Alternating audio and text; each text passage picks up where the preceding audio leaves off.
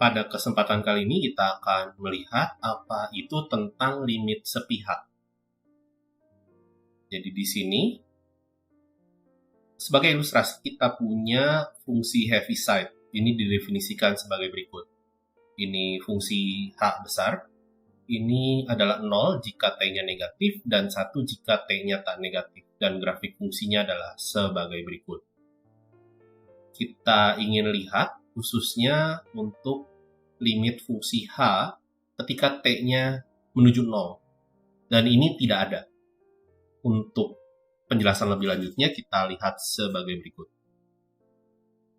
Jika kita dekatkan secara sepihak di sini adalah satu arah maksudnya. Bayangkan kita dekati 0 dari kiri. Jadi T mendekati 0 dari kiri, dan bayangkan kita dekati dari kanan. Dia akan menuju ke dua buah nilai yang berbeda. Di sini kita bisa simpulkan limit T menuju 0 dari kiri untuk fungsi H ini adalah 0. Jadi kita simbolkan 0 dari kiri ini adalah sebagai 0 minus. Dan untuk 0 dari kanan kita simbolkan 0 plus.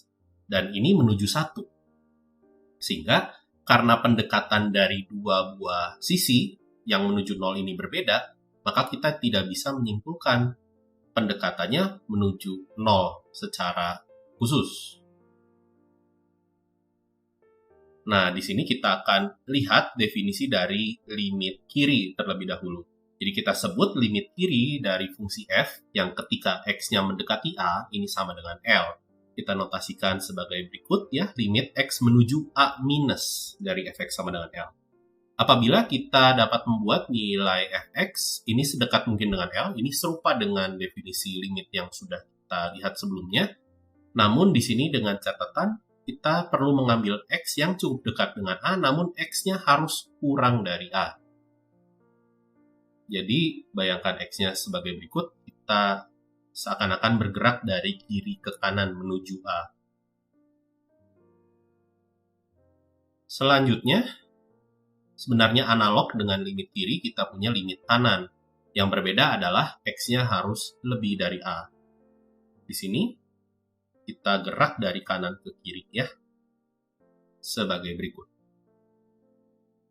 Dan kita bisa simpulkan limit dari suatu fungsi ini ada dan sama dengan L untuk x yang menuju A jika dan hanya jika limit kiri dan limit kanannya pada x menuju A ini harus samanya harus sama dengan L gitu. Selain itu, limitnya tidak ada ya.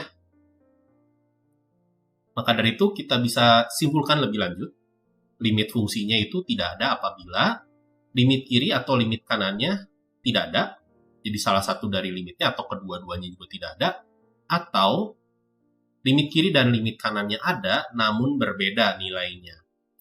Jadi ada dua kondisi yang bisa dipenuhi ketika limit fungsinya tidak ada. Sebagai contoh, kita coba hitung limit x menuju 0 dari nilai mutlak x.